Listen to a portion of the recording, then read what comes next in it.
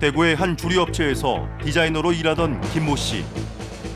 지난해 회사에 결혼 소식을 알렸다가 소속 부서 팀장으로부터 황당한 얘기를 듣게 됐다.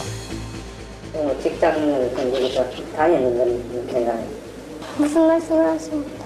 그래서 관례적으로 결혼을 하면서 회사를 그만두고 이렇게 부분들을 다 하기 때문에 복지 비용이 더 들고 효율성이 떨어진다는 이유로 결혼한 여직원을 모두 퇴사 조치했던 이 주류업체는 회사를 그만두지 않는 김모 씨를 업무에서 배제시키면서까지 퇴사를 압박했다고 한다.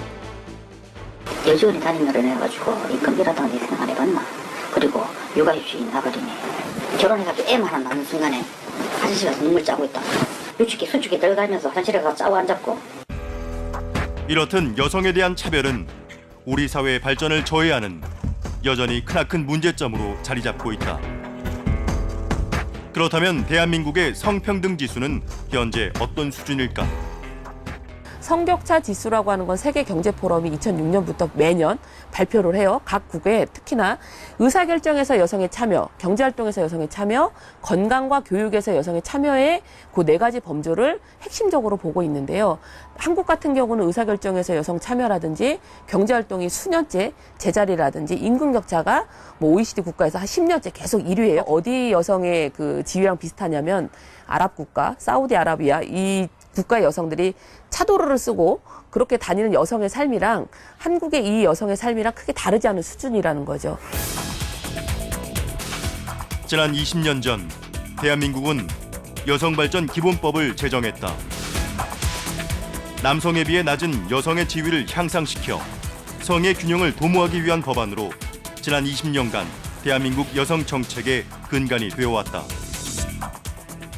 여성발전기본법이 제정됐을 때 그 취지는 여성들이 기본적으로 남성에 비해서 굉장히 많이 차별을 받고 있다. 사회적인 사회, 정치, 경제, 문화 모든 분야에서의 참여가 굉장히 열악하다. 그래서 이 여성들을 어떻게 더 참여를 시켜서 여성들의 지위를 더 발전시킬 것인가라는 데 초점이 맞춰져 있었어요. 그래서 이제 여성들의 차별이나 여성들의 불평등한 상황을 개선하는 그런 게 이제 여성발전기본법이었거든요. 이제 여성가족부가 신설이 되고 또 여러 정부나 지방자치단체의 여성 정책을 담당하는 부서들, 또 전문 인력들, 뭐 전문관 이런 이제 제도들이 많이 만들어졌죠. 덕분에 여성의 사회 진출이 늘어날 수 있었다. 그러나 이마저도 단순 수치가 늘었을 뿐이지 고용 여건은 크게 달라지지 않았다고 여성단체 측에선 말하고 있다. 예를 들어서 10명을 뽑으면 6명에서 7명이 비정규직이고요. 그중에 90%가 여성이라고 보시면 될 표현이고 점점 많아지고 있고요. 이제는 여성 자체는 정규직에 진입할 수 있을 그런 현실적 여건이 거의 되지 못하는 상황인 것 같아요. 능력을 아무리 발휘한다고 해도 최근에 2737 협곡이라고까지 얘기를 해요. 경력단절이라는 그 표현이. 근데 경력단절뿐만 아니라 경력을 쌓을 새도 없이 그냥 비정규직으로 시간제라든지 파트타임이라든지 또 어렵게 직장을 구해도 1년 미만이라든지 또는 파견이라든지 뭐 하청이라든지 이런 문제는 워낙 다수로 있었고요. 우린 실제로 많은 여성이 비정규직에 놓여 있는지 알아보기 위해 대전광역시 비정규직 근로자 지원센터를 찾았다. 이곳은 비정규직 근로자의 고용 환경과 관련한 다양한 상담이 이루어지는데 남성보단 여성의 문의가 많다고 한다. 이게 2015년 8월 기준이에요. 그래서 이제 비정규직 내의 남성은 46%고 여성 비율은 54%예요. 그러니까 전체 비정규직 중에 54%가 여성이라는 거죠. 그 중에서도 보면 전체 남성의 정규직과 비정규직을 봤을 때 남성 중에서 비정규직 비율은 36.4%인데 비해서 여성 내에서의 비정규직 비율은 55.3%예요. 그러니까 훨씬 여성들이 성별로도 여성의 비정규직 규모가 훨씬 많다라는 것들을 보여주고 있죠. 상황이 이렇다 보니 대한민국의 남성과 여성의 임금 격차는 쉽게 개선되지 않고 있다. OECD가 발표한 나라별 남녀 임금 격차에 따르면 회원국의 평균은 15.6%를 현저히 밑도는 36.7% 수준인 것으로 나타난 것. 그럼에도 우리는 왜 여성의 지위가 과거에 비해 높아졌다고 믿고 있는 걸까? 지난 한 10년, 20년 정도 동안 우리가 교육을 받은 여성도 굉장히 많아졌고, 그다음에 능력 중심의 채용이라든가 능력 중심의 활동을 하는 데 있어서는 여성들이 크게 어려움이 없이 조직에 들어가서 활동을 할 수 있었습니다.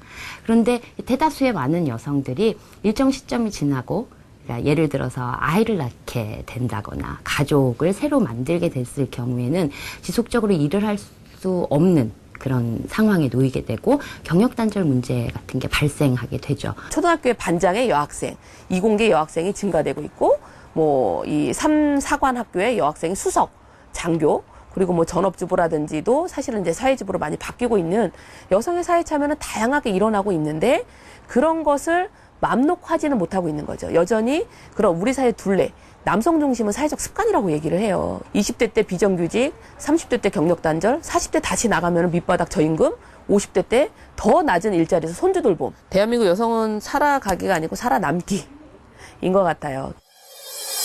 따라서 대한민국의 여성들은 나이가 들수록 경력 단절 여성이 되거나 채용을 해주는 비정규직에 매몰될 수밖에 없다. 그러다 보니 20대엔 임금 격차가 크지 않았으나 30세 이후로 임금 격차가 벌어지기 시작해 40대, 50대엔 남성 임금의 절반 수준에 불과한 실정이다. 출산, 육아 이런 과정에서 여성분들이 그런 과정을 하다 보니까 어쨌든 교전에 일해왔던 부분들에 대해서 이제 경력이 단절된 부분들은 맞는데, 우선 그거를 해결하기 위해서는 그러면 여성들에 대한 맞춤형 어쨌든 지원 프로그램, 교육 프로그램들이 필요하겠죠. 동일 노동에 대한 동일임금 적용을 해주어야만 여성들의 저임금 문제가 해결이 될 거고, 또 그런 속에서 보면 이제 여성의 노동에 대한 그 경시, 뭐 이런 부분들도 해소가 될 수 있다라는 생각을 하고 있어요. 그러나 비정규직과 경력 단절 여성뿐만 아니라 정규직 여성들의 상황도 그리 녹록하진 않은 상황이다. 우리 사회가 보장한 법조차 무시하면서까지 여성 차별이 벌어지고 있기 때문이다. 회사를 다니는 여자원들한테는 생리휴가라는 그 휴가 제도가 있어요.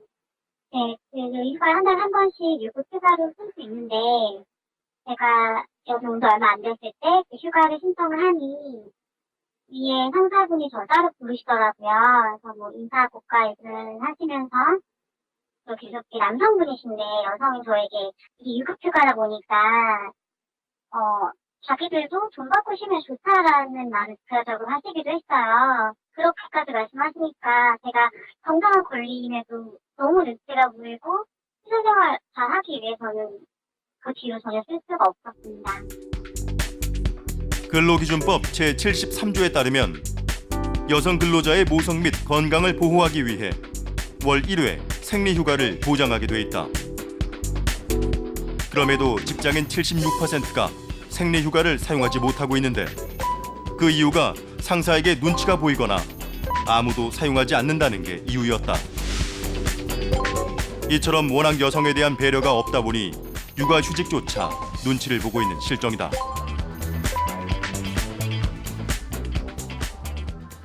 여성 분이 하루는 강당에 다 이제 과장급 이상의 남성분들을 다 모아 놓으셨대요. 혹시 여기 딸을 가진 아빠들 계시냐고 그랬더니 전부 다 손을 드시더라는 거예요. 그래서 여러분들이 여성을 키워놔서 정작 쓸만할 때 여성들이 산전산후 이런 걸 들어가서 여성들 때문에 우리 남성들이 많은 피해를 본다. 이런 생각으로 여성 자체의 진입을 막자라고 했을 때 그들이 들어올 일터가 어디 있겠느냐. 그랬더니 굉장히 숙연해지면서 분위기가 달라졌다고 그러더라고요. 여성들이 계속 그 권리를 주장한다고 해서 되는 일은 아니고요. 또 의사결정을 하시는 분들, 경영진에서 그런 것들을 잘 받아들여서 제도화해 주시는 게 제일 중요하다고 저는 생각을 합니다. 이렇듯 남성들의 배려가 필요한 가운데 지난해 7월부터 양성평등 기본법이 시행됐다. 1995년에 제정된 여성발전기본법을 전면 개정한 법안으로 사회 전 분야에서 여성과 남성의 동등한 권리와 책임, 참여 기회를 보장하여 실질적인 양성평등 사회 구현을 목적으로 하고 있다. 우리가 생각했을 때 오히려 이제 현재의 문제는 뭐 저개발되어 있는 여성의 능력을 업그레이드 시키는 여기에 포커스를 맞추는 것이 아니라 오히려 충분히 자기 역량을 발휘할 수 있는 여성들이 그 다양한 기회를 가지고 활동하는 것을 제약하는 혹은 방해하는 혹은 더 이상 일을 못하게 만드는 그런 구조적인 문제들에 더 많은 그 문제 제기를 해야 되고 그런 구조적인 장벽들을 좀 헐어내는 것이 더 중요하지 않겠냐라는 취지에서 여성발전기본법을 양성평등기본법으로 전면 개정하게 하는, 즉 여성차별의 구조적인 문제들을 해결할 수 있도록 정부와 지자체의 책임을 강조하는 것은 물론 남성들의 적극적인 참여를 유도하고 있는 게 양성평등기본법의 도입 취지라 할 수 있다. 양성평등기본법에서는 여성만의 발전이 아니라 여성과 남성이 이제 같이 협력해서 뭐 조화로운 동반 관계 이런 표현을 써요. 그래서 이제 남녀가 평등한 사회를 이루어 나간다고 하는 의미죠. 그래서 발전이라고 하는 프레임에서 이제 평등이라고 하는 프레임으로 이동을 했다는 그런 의미가 있을 수 있습니다. 이렇듯 우리 사회는 여성 문제에 대한 많은 고민 속에 양성평등기본법이란 새로운 법안을 마련했다. 그만큼 지난 1년간 이 법안이 얼마나 효과를 발휘했는지 혹은 앞으로 어느 정도의 효과가 있을지 판단하기에 앞서 과연 우리가 여성 문제를 우리 모두의 문제로 받아들일 준비가 됐는지 생각해 볼 시점일 것이다. 긴 안목으로 보면 사실은 남성도 우리 사회에서 남성성을 강조하고 남성의 역할로 굉장히 힘들게 살아가고 있습니다. 그래서 이 성평등이라고 하는 게 결코 여성들한테 어떤 혜택을 들고 하는 게 아니라 성평등이 이루어질 때 남성의 짐도 내릴 수 있고 해서 서로 더 조화를 이루어가면서 정말 같은 인간으로 편안하게 조화롭게 살아갈 수 있는 그런 사회가 된다고 생각합니다. 네, 양성평등기본법이 마련됐지만 아직까지 우리 사회가 여성에 대한 존중과 배려는 조금 부족한 것 같습니다. 그렇습니다. 여성에 대한 억압은 여성 개개인의 피해에 국한되지 않고 우리 사회 발전을 저해하는 악습이라는 사실을 우리 모두가 먼저 인식을 해야 할 텐데요. 만약 앞으로도 여성 문제가 해결되지 않는다면 노동 생산력 저하는 물론이고요. 결혼율과 출산율 감소 등 사회 문제를 심화시킬 것으로 보입니다. 네, 여성 문제가 사회 문제로 확대된다는 사실을 모르는 사람은 좀 없을 텐데요. 여성을 바라보는 시선이 변화한다는 것이 사실 좀 쉽지만은 않은 것 같습니다. 네, 그래서 필요한 것이 기업들이 여성의 권리를 잘 보장하고 있는지 법에 따라 감시하고 규제하는 노력입니다. 물론 기업들 스스로 자성을 통해서 기업이 변화한다면 더할 나위 없겠지만은요. 말씀하신 것처럼 이를 기대하기가 어려운 상황이기 때문이죠. 네, 현실이 이렇다 보니까 많은 직장인들의 고충이 이만저만이 아닐 것 같습니다. 자, 그렇다면 이분들이 좀 도움을 청할 수 있는 방법은 없을까요? 네, 현재 각 지자체에서는 직장 내에서 여성의 권리를 보장받을 수 있도록 다양한 노력을 펼치고 있습니다. 더불어 여성에 대한 가정폭력과 성폭력도 심각하기 때문에 곳곳에서 여성 친화 도시를 만들어가고 있었는데요. 그 노력들을 화면에 담아봤습니다. 양성평등기본법이 시행된 지 1년. 그러나 여전히 여성들은 직장맘으로서 일과 가정을 양립하는 데 어려움을 토로하고 있다. 저는 육아를 하고 있거든요. 그래서 좀 출퇴근 시간이 아무래도 다른 여성들보다는 바쁘잖아요. 집에 가서 할 일도 있고 애들 챙겨야 되고. 근데 진짜 굉장히 보여요. 많이 보여요. 제가 제 일을 다 했음에도 불구하고 남자분들은 늦게 가지고 하는 그런 분위기들이 있잖아요. 여성이라고 해서 뭐 그렇게 배려해 주시다 이렇게 하는 행동이 쉽진 않은 것 같아요. 대전시 비정규직 근로자 지원센터에 접수된 상담 사례를 보면 다양한 형태의 여성 차별이 존재한다는 걸 알 수 있었다. 그만큼 직장맘으로 살아간다는 건 많은 인내 속에 어려움을 견디는 일로 보여진다. 한계는 느껴요. 그리고 직장에서도 보면 높은 자리에 계시는 여성들이 많지는 않잖아요. 그런 거 보면서 언제까지 이럴 수 있게 불안하고 뭐 이런 법이 생겼다고 하지만 제가 현실적으로 느낄 수 있는 건 아무것도 없고. 그렇다면 법으로 규정했음에도 여성의 권리는 왜 계속해서 침해당하고 있는 것일까? 실제로 얼마나 여성들에게 자유롭게 모성보호를 위한 휴직을 쓰게 할 거냐는 별개의 문제라는 거죠. 왜냐하면 이거는 기업의 비용 문제가 있는 거잖아요. 내가 이 여성이 빈 동안 또 다른 사람을 고용해야 되고 또 그 자리에 어떻게 보면 능률이 떨어지는 뭐 다른 사람이 올 수도 있는 것이고 생산성에 지장을 줄 수 있다고 생각해요. 기업을 설득하고 강제하고 법적으로 그걸 실행하도록 만들 수 있느냐 이런 문제인데 양성평등기본법이 그렇게까지 강력한 법은 아니라는 것이죠. 따라서 서울시에서는 지난 2012년부터 직장맘 고충지원센터를 개소했다. 기업들이 여성 정책을 잘 이행하고 있는지 감시하고 규제하는 곳으로서 전화와 내원 상담뿐만 아니라 현장 상담을 통해 직장맘들의 고민을 해결하는 데 앞장서고 있다.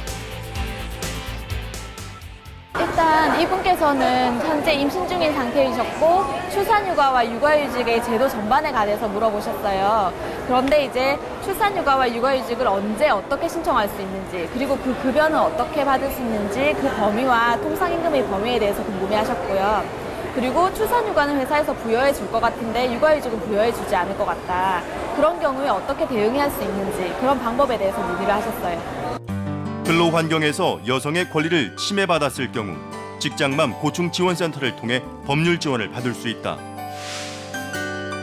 따라서 어떻게 권리를 침해당했는지 서면으로 남길 필요가 있다고 한다. 우리가 아예 나서게 되면 회사하고 완전히 대놓고 붙는 거잖아요. 그러니까 그렇게 되기 전 단계에서 상담에 대해서 이렇게 말씀하시고 이렇게 회사하고 만났을 때 면담에서 이런 코치 같은 거 받고 서면으로 저희가 다 수정해서 고쳐주고 그런 뒤에서 지원을 많이 하죠. 그러니까는 면담 대응, 서면 대응 그래서 그거 해결될 때까지 계속적으로 코치. 이렇듯 여성이 권리를 주장해야만 힘겹게 인정받을 수 있는 대한민국에선 고용차별뿐만 아니라 더욱 심각한 일들이 벌어지고 있다. 예를 들면 성폭력 같은 경우는 실제 신고율이 아직도 굉장히 낮거든요. 지금 강남역 사건이라든지 또 얼마 전에 있던 그 선마을의 여교사 성폭력 사건이라든지 이런 사건이 여전히 굉장히 많이 발생되고 있고 또 전반적으로 보면 성매매는 여전히 한쪽에서 지금 그대로 우리 문화가 용인해 가면서 가고 있습니다. 여전히 여성에 대한 삐뚤어진 시선이 만연한 까닭에 대한민국의 여성들은 불안에 떨고 있다. 혹여 피해를 입는다고 해도 쉽게 신고하지 못하는 것이 여성 피해자들의 현실이다. 나가면 보복하겠다는 그 말이 솔직히 잊혀지지가 않거든요. 그 사람이 나와서 저한테 진짜 저를 찾아온다거나 그때 그 사람이 제 신분증을 가지고 있었어서 저희 부모님 가게라던가 제 주민등록번호, 제 이름 그런 거를 다 알고 있었던 상태인데 그 사람이 정말로 저를 찾아와서 보복을 한다면 솔직히 많이 두렵죠. 그러나 더욱 심각한 건 따뜻한 보금자리가 되어야 할 가정에서도 여성을 대상으로 한 범죄가 계속되고 있다는 것이다. 긴급 상담을 받고 있는 이곳에는 도움을 필요로 하는 여성들의 요청이 연일 쇄도하고 있다. 어머님께서 잘 아시고 폭력을 당할 어떤 위험성이 있다라고 생각되시면 주저마시고 그 자리를 피하시는 게 가장 우선적인 그 대처 방법이고요. 112에 연결을 하시면 112에서 그 어머님이 계신 곳 지금 폭력 현장에 출동을 하시게 됩니다. 그래서 경찰관이 출동했을 때 직접 말씀을 하세요. 내가 지금 남편에게 이러한 폭력을 당했는데 저를 안전한 곳으로 좀 보내주시고 남편 조사를 좀 받게 해주세요라고 어머님이 요청을 하시면 경찰관님이 즉석에서 응급조치에 집행을 하셔가지고요 남편하고 격리를 시켜드릴 겁니다. 그렇다면 여성을 지켜줘야 할 남성들은 왜 끊임없이 여성을 가해하는 것일까? 가해자들의 그 가부장적인 그런 사고라든가 그리고 남성 우월주의 그런 것들이 늘 가지고 있기 때문에 가정이라는 사적 영역에서 일어나는 것들은 우리 집 일이다라는 사고가 영 안 바뀐다라는 거죠. 그래서 그분들이 치료가 되지 않는 한은 가정폭력은 끊임없이 지속될 수밖에 없는 그런 상황에 놓여 있습니다. 그래서 그분들을 어떻게 하면 더 폭력에 대한 범죄 행위라는 것을 어떻게 인식을 시켜줘야 되는지 그게 굉장히 관건이고요. 이런 가운데 오랫동안 폭력 가정을 지켜본 한 여성 쉼터의 원장은 가정폭력의 양상이 과거와는 사뭇 달라지고 있다고 말한다. 학식이 많거나 적거나 이것에 국한되지 않은 거예요. 정말로 정말 그 교수님 가정에서도 폭력이 일어나는 거는 똑같이 일어난다는 거죠. 그래서 그렇게 폭력이 어떤 도라고 그럴까? 그 도가 그 옛날의 도와 지금 현재의 폭력의 도는 차원적으로 좀 달라졌고 더 다양하고 폭넓어졌다. 그리고 정신적으로 또 언어적인 폭력도 요즘은 대단히 심한 것 같아요. 여성의 삶을 눈물로 얼룩지게 만드는 뿌리 뽑아야 할 범죄, 가정폭력. 이를 막기 위한 대책이 시급해 보인다. 양성이 모두가 함께 갈 수 있는 그런 사회, 그리고 공존할 수 있는 사회, 그런 사회가 만들어져야 된다고 생각이 되고요. 모든 정책에서 남성도 끌어들여서 같이 함께 할 수 있는 그런 제도적인 어떤 모든 부분들이 진행돼야 되지 않나. 그렇게 되면은 지금 여성에 대한 그런 불안한 심리, 그리고 안전한 사회를 다듬어 줄 수 있게끔 지원되지지 않을까 생각이 되네요. 그렇다면 우리 아이들은 남녀의 차이를 어떻게 인식하고 있을까? 대전의 한 초등학교를 찾아 아이들의 생각을 들어봤다. 힘이 약한 여자들의 힘이 더 센 남자들이 괴롭힌다는 게 이해가 가지가 않아요. 저는 아빠가 청소하는 걸 엄마가 당연히 도와주니까 저도 여자가 무거워하는 짐을 들어줘야 할 것 같아요. 여자라고 힘만 약하고 남자들이 여자들을 꼭 도와줘야 되는 건 아니고 여자들이 남자들도 도와줄 수 있어요. 현재 이 학교를 비롯한 전국의 모든 학교에선 양성평등 기본법 시행을 기점으로 양성평등에 대한 교육이 진행되고 있다. 어린 시절부터 남녀의 차이를 두지 않고 조화롭게 사는 법을 배운다면 우리 사회도 달라지리란 믿음이다. 여학생들은 운동을 안 할 것이다, 좋아하지 않을 것이다라는 그런 편견을 해소하기 위해서 여학생들을 위한 배구를 신설을 했는데 희망하는 학생들이 한 60여 명이 들 정도로 상당히 학생들이 참여율이 높았다. 그래서 우리가 그런 편견도 깨트릴 필요가 있다. 일반적인 그런 생활에서 양성평등이 이루어져야만 아이들이라든지 또는 성인들이 재료를 드는 양성평등 그런 사회를 구현할 수 있지 않을까 그렇게 생각을 하고 있습니다. 이런 가운데 각 지자체의 발걸음에도 변화의 바람이 불고 있다. 여성이 안심하고 살 수 있도록 여성 친화 마을을 도입하고 있는 것.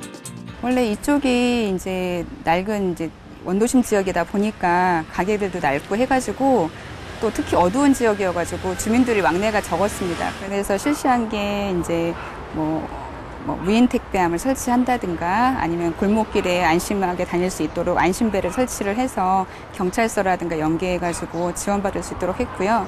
그 다음에 24시간 운영하는 편의점들을 대상으로 해서 여성 안심지킴이 집으로 귀갓길에 여성이 피신할 수 있도록 그런 걸 지정을 해서 하고 있습니다. 거리 자체가 좀 어두운 편이라서 그런 게 좀 안전하지 않은 것 같아서 좀 무서웠었어요. 거리도 좀 더 깨끗해지기도 한 것 같고 저녁에 이런 시간대에 다니기가 좀 더 안전하다고 생각되는 것 같아요. 우린 여성 친화 도시 중 대표적인 모범 사례로 꼽히는 인천 부평구도 찾아가 봤다. 이름하여 500고 사업으로 주민이 함께 만들어가고 있는 게 큰 특징이다. 어둡고 음침한 그런 골목길을 환하게 조성을 해주고 또 취약자, 노약자들 분들이라든지 아동이라든지 장애인분들이라든지 여성분들의 그 편안한 그 길을 조성하기 위해서 편안한 발걸음 500보 사업을 추진하게 됐습니다. 500보 사업은 재개발 지역 4개 마을을 바꿔놓았다. 공동묘지 자리를 주차장으로 만들고 밝은 가로등과 벽화거리, 담장에 칠한 형광 페인트는 범죄율을 줄이는 데 큰 도움이 되고 있다고 한다. 또한 담장에 놓인 화분과 대문에 걸린 아름다운 글귀가 쓰여진 문패, 피해 시 신고법을 알려주는 안내판 등 주민 모두가 안심하고 다닐 수 있는 따뜻한 환경을 조성해 놓고 있다. 우리 구 같은 경우에도 이제 하드웨어적인 부분에서만 처음에는 시도를 했었었는데 공동체 요소를 저희들이 도입을 하고 있습니다. 그렇게 해서 마을 주민들 스스로가 자기네 동네 마을을 스스로 가꾸고 관리하고 거기에서 서로 즐거움을 찾고 이웃 간의 정을 나누는 그런 이제 공동체를 이제 우리가 도입을 하고 노력을 하고 있습니다. 이게 원래 그 주민의 참여가 이게 중요한 거거든요. 누가 이거 시켜서 누가 해줘서는 유지가 안 되거든요. 이제 그 동요한 사람들이 이제 솔선수범해서 자기 집부터 시작을 했죠, 이제. 그래가지고 내 집은 물론 골목도 쓸고 되게 깨끗하게 한 거죠. 적극적인 주민들의 참여로 마을 환경뿐만 아니라 주민들의 의식까지도 여성 친화 도시로 변모하고 있는 부평. 이렇듯 여성을 위한 우리 모두의 행동과 생각이 바뀐다면 언젠가 여성들의 눈물을 닦아낼 수 있을 것이다. 실제로 그 폭력이 일어나고 있을 때 내지는 차별받고 있을 때 그다음에 어려움에 처해져 있을 때 여기에 대해서 주변 사람들이 관심을 기울여주지 않으면 그리고 그 문제가 나에게도 일어날 수 있는 문제다라고 인지하지 않으면 실제로 그 문제를 해결할 수 있는 방법들은 찾아질 수 없다라는 측면에서 그 인식이 아주 어린 나이에서부터 아주 나이 많으신 어르신들까지 모두가 공통으로 인식을 하게 될 때 아마도 이런 문화를 좀 개선해야겠다라는 그런 활동들이 더 활발하게 만들어질 수 있지 않을까 생각합니다. 네, 여성이 행복해야 남성도 행복하고 그래야 이제 우리 사회가 전반적으로 행복할 수 있는 길이 되지 않을까 싶은데요.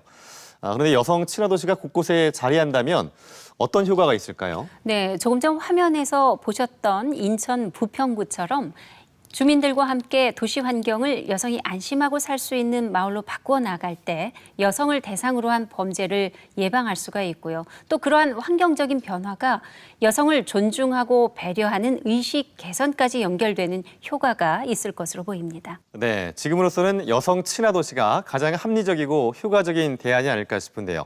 자, 이와 더불어서 양성 평등에 대한 교육도 병행돼야 되겠죠? 그렇습니다. 현재는 학교와 관공서에서 주로 양성평등 교육이 이루어지는데요. 앞으로는 사기업이나 노동 현장까지 확대해서 더 많은 국민들이 양성평등 의식을 가질 수 있도록 해야 할 것으로 보입니다. 화면에서 만났던 여자도 남자를 도울 수 있다는 초등학교 여학생의 말처럼 서로의 부족한 부분을 보완하고 조화를 이룰 때 우리 사회의 양성평등이 자연스럽게 자리 잡을 수 있지 않을까 싶습니다. 네, 박혜영 PD 수고했습니다.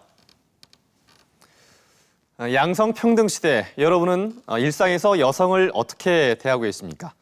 여전히 남성 중심적이고 가부장적인 한국 사회에서 양성평등 정책으로 인해 남성이 역차별을 받고 있다고 생각하시는 분이 계시다면 이런 말씀을 드리고 싶습니다. 우리가 여성을 배려하고 존중하지 않는다면 우리의 어머니, 또 아내, 딸이 어딘가에서 가족 몰래 아파하며 눈물을 흘릴지 모른다는 사실입니다. 시사 플러스 오늘은 여기서 마치겠습니다. 함께해 주신 여러분 고맙습니다.